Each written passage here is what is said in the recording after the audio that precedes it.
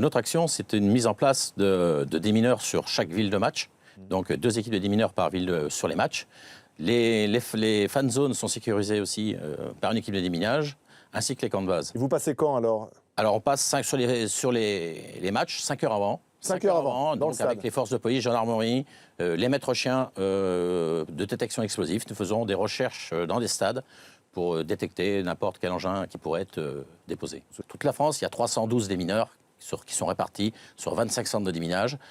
En plus, il y a aussi les démineurs du LCPP qui sont à Paris, qui sont à peu près 24, qui viennent renforcer aussi.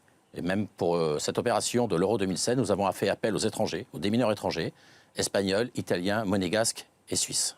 Pendant toute la durée du match, il y aura des équipes d'intervention à proximité du stade. Une fois qu'on est à l'intérieur d'une fan zone ou d'un stade, on est quand même dans une zone très très sécurisée. Bien sûr, c'est très sécurisé. Vous avez pu voir ce qui a été démontré pour ce soir pour le match. Il y a des fouilles, c'est primordial, c'est la fouille. C'est la fouille. Que rien ne rentre, absolument pas de sac. Ou alors, s'il y a un sac qui rentre, il faut qu'il soit vidé, contrôlé.